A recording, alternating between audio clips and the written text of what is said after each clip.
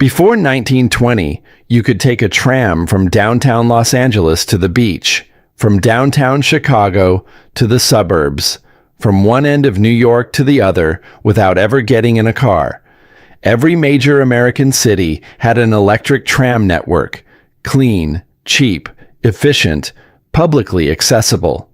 By 1955, almost all of them were gone, and the company that destroyed them was fined $5,000. This is not a conspiracy theory. It is a matter of federal court record. In 1949, a federal jury in Chicago found General Motors, Standard Oil of California, Firestone Tire, and several other corporations guilty of criminal conspiracy under the Sherman Antitrust Act. The case was United States versus National City Lines. The verdict is publicly available. The court documents are in the National Archives. What those documents describe is a coordinated campaign conducted over more than a decade to purchase, dismantle, and replace the electric tram networks of American cities with bus systems running on gasoline, systems that required the products of the convicted corporations to operate. The fine imposed on General Motors for its role in this conspiracy was $5,000. The fine imposed on the General Motors executive found personally guilty was $1. $1. The tram networks those fines were meant to address served an estimated 11 billion passenger trips per year at the time of their peak operation. They have never been rebuilt. The cities that lost them have been organized around the automobile ever since. That is the documented record. This is what it describes. 0200 to 0330 Shochi personal insert. I found this while looking at something else entirely. I was researching urban planning records from Los Angeles in the 1940s, trying to understand how a city with almost no public transport infrastructure had come to be built that way. When I kept running into references to something called the Pacific Electric Railway. The Pacific Electric was at its peak in 1925, the largest electric railway system in the world. Over 1,100 miles of track connecting 56 cities across Southern California. Angelenos called it the Red Cars. You could ride it from downtown Los Angeles to San Bernardino, to Santa Monica, to Long Beach, to Pasadena, for a few cents on a schedule without a car. By 1961, it was completely gone. I started pulling the records of how that happened. What I found was not a story about progress or modernization or changing consumer preferences.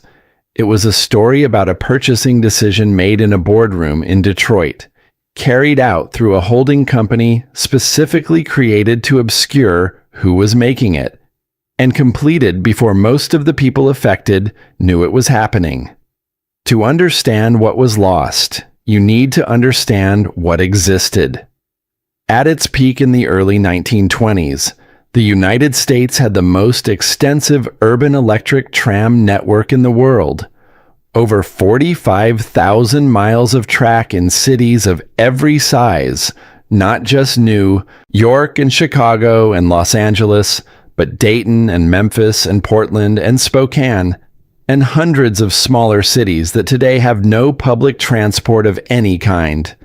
The systems were electric, powered by overhead lines, producing no exhaust, running on schedules that in many cities were timed to the minute. They were cheap. A standard fare in 1920 was between 3 and 5 cents, equivalent to approximately 50 cents today. They were fast. Electric trams in the 1920s averaged speeds that matched or exceeded modern bus rapid transit systems, and they were ubiquitous. In 1920, a majority of American urban residents lived within walking distance of a tram stop. The economics were straightforward. Electric trams required significant infrastructure investment, track, overhead lines, power stations, but once built, they were cheap to operate. A single motorman could move 50 passengers. The electricity was domestically produced. The maintenance was predictable and local. Cities had built these systems over decades, sometimes with public money, sometimes with private investment, almost always with the understanding that urban mobility was a public good, something that served the city as a whole, not just those who could afford private transportation. In 1920, 9 out of 10 urban trips in America were made on public transit. The private automobile was a luxury item, owned by a small minority of wealthy Americans. By 1960, that ratio had inverted. 9 out of 10 urban trips were made by private automobile. Public transit had been reduced to a residual service for those who had no choice. That inversion did not happen because Americans chose it. It happened because the infrastructure that would have allowed a different choice was systematically removed. In 1936, a holding company called National City Lines was incorporated in the state of Delaware. Its stated purpose was the acquisition and operation of urban transit systems. Its actual purpose, as established by federal prosecutors 13 years later, was the acquisition and conversion of those systems from electric traction to gasoline-powered buses. National City Lines was funded by a consortium of corporations with a direct financial interest in that conversion: General Motors, which manufactured buses; Standard Oil of California, which sold gasoline; Firestone Tire, which sold tires; Phillips Petroleum; Mack Trucks. Between 1936 and 1950, National City Lines acquired transit systems in over 45 American cities. The acquisition pattern was consistent: purchase the system, allow maintenance of the existing electric infrastructure to lapse, replace electric trams with General Motors buses running on Standard Oil gasoline on Firestone tires, then sell the system to the city at a loss once the conversion was complete. The cities that bought back their converted systems received bus networks that were more expensive to operate, less efficient, and entirely dependent on the products of the corporations that had engineered the conversion. The paper trail was extensive. Internal National City Lines correspondence, subpoenaed during the federal investigation, described the acquisition strategy in explicit terms. A 1946 memo from a National City Lines executive entered into evidence at the 1949 trial stated that the company's objective was to convert all electric railways to motor coach operation, using the specific term motor coach to describe General Motors buses. The memo did not describe this as a business decision based on consumer preference or operational efficiency. It described it as an acquisition strategy with a predetermined outcome. The Pacific Electric Railway, the red cars, is the most documented and most consequential of the National City Lines acquisitions, because Los Angeles is the city most associated in the American imagination with car dependency, and the Pacific Electric is the system whose destruction made that dependency possible. At its 1925 peak, Pacific Electric operated 1,100 miles of track and carried 109 million passengers per year. It connected communities across a geographic area larger than many European countries. It was, by any measure, one of the most successful urban transit systems ever built. Its decline began in the 1930s, accelerated in the 1940s, and was completed in 1961 when the last red car line, the Long Beach Line, was shut down and replaced by a freeway. National City Lines acquired the Los Angeles Railway, the city's urban streetcar system, in 1945. The Pacific Electric, the regional system, was separately owned but faced the same coordinated pressure, reduced maintenance budgets, aging infrastructure, and the construction of the freeway system that made competing with automobiles increasingly difficult. The 1949 federal conviction covered the acquisition strategy directly.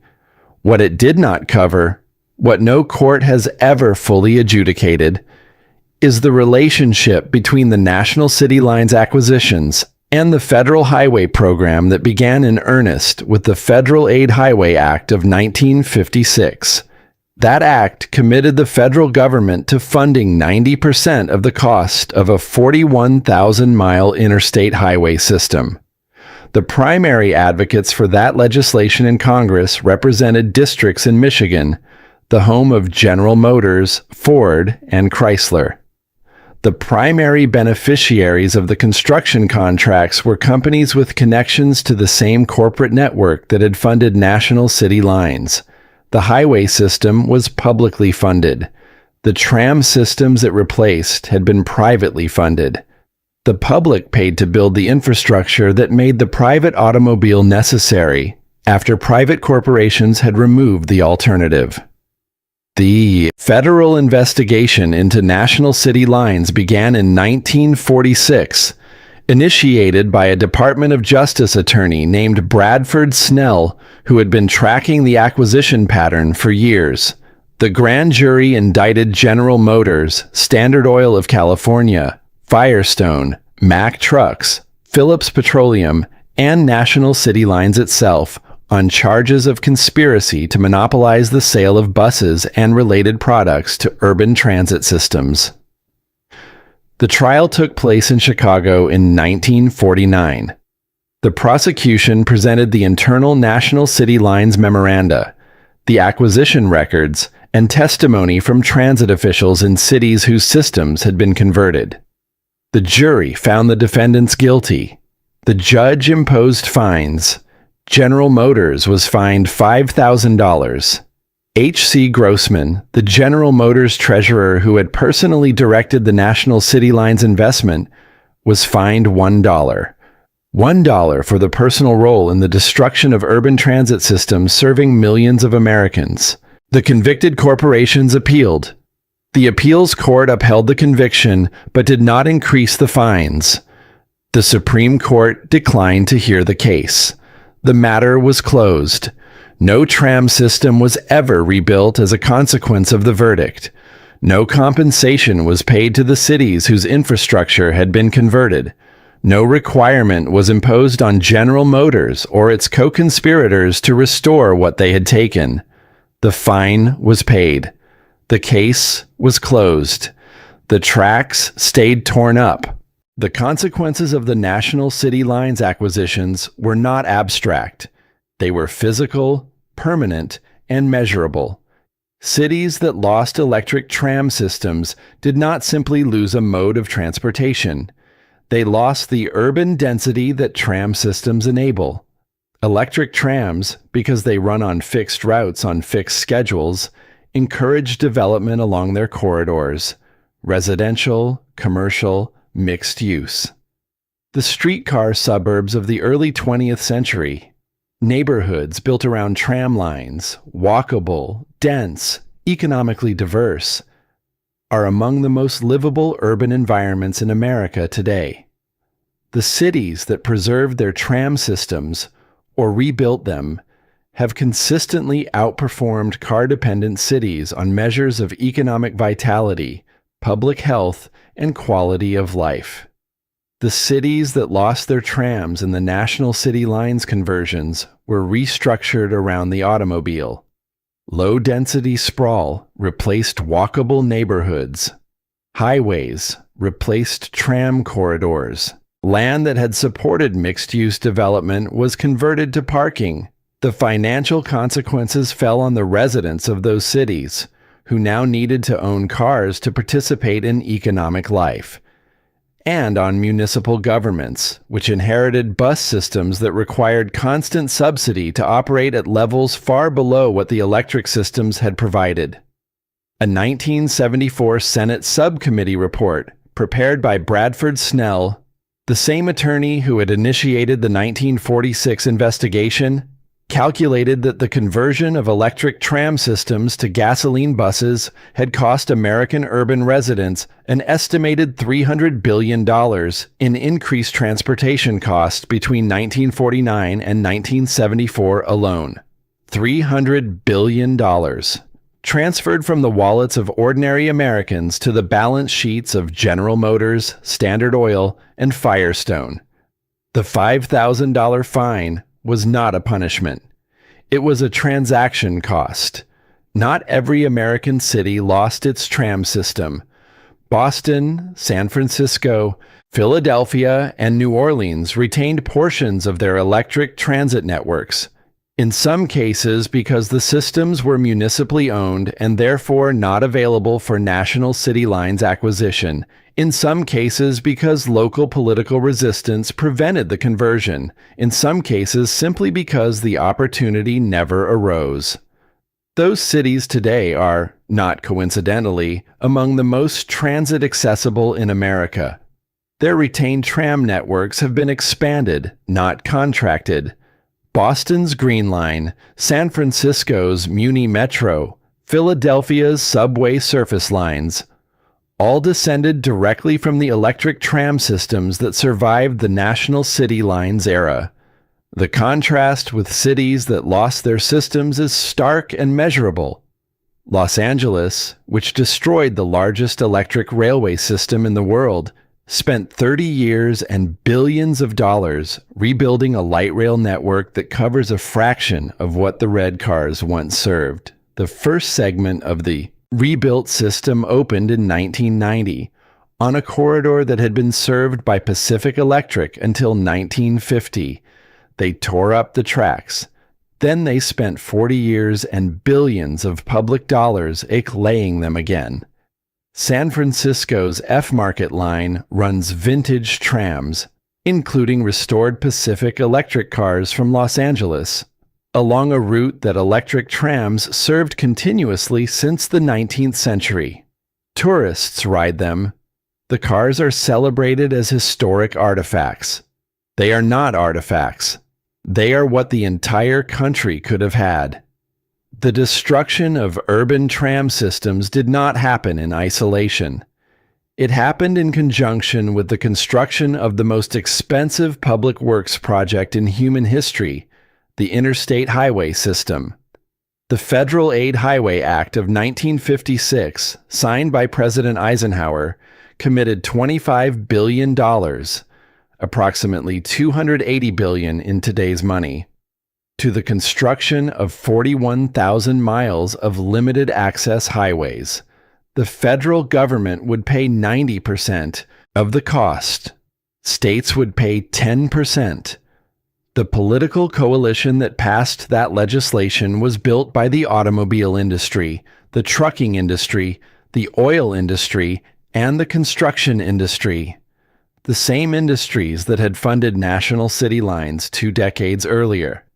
The highway system was presented to the American public as a defense measure. Eisenhower had been impressed by the German Autobahn during World War II and argued that a national highway network was essential for military mobilization. That argument was genuine. It was also convenient. The highways that were built did not primarily serve military purposes. They served automobile manufacturers, oil companies, and suburban real estate developers. They cut through the centers of American cities, destroying neighborhoods, displacing communities, eliminating the urban density that made public transit viable. And they did so with public money. The communities most devastated by urban highway construction were, consistently, the poorest and least politically powerful, communities that had relied most heavily on the tram systems that had already been removed. By the time the highways were built, the trams were already gone. The people who needed them most had no alternative. They bought cars they couldn't afford, or they didn't travel, or they waited for buses that came infrequently on routes designed for people who had no choice. That was not an accident. It was the outcome of decisions made in boardrooms and congressional committees over 2 decades by people who understood exactly what they were doing and paid $1 for it. There is a photograph in the Los Angeles Times archive from 1950. It shows the last Pacific Electric tram running on the Hollywood line. The car is full. People are standing. Some are taking photographs of their own. Some are just looking out the window at a city that is about to become something different. The caption reads, "End of an era." It was not the end of an era. It was the end of a decision made not by the people in that tram car, but by executives in Detroit and oil company boardrooms in California, executed through a holding company in Delaware, prosecuted by the federal government, and resolved with a $5,000 fine. The people in that photograph went home and bought cars, not because they wanted to, because the alternative had been taken from them. Here is what the federal court record shows. General Motors, Standard Oil, Firestone, and their partners conspired to purchase and destroy urban electric transit systems serving millions of Americans. They were convicted of that conspiracy in federal court. They were fined $5,000. The systems they destroyed were never rebuilt. The cities that lost them were restructured around automobiles at public expense in ways that transferred hundreds of billions of dollars from ordinary Americans to the corporations that had engineered the restructuring.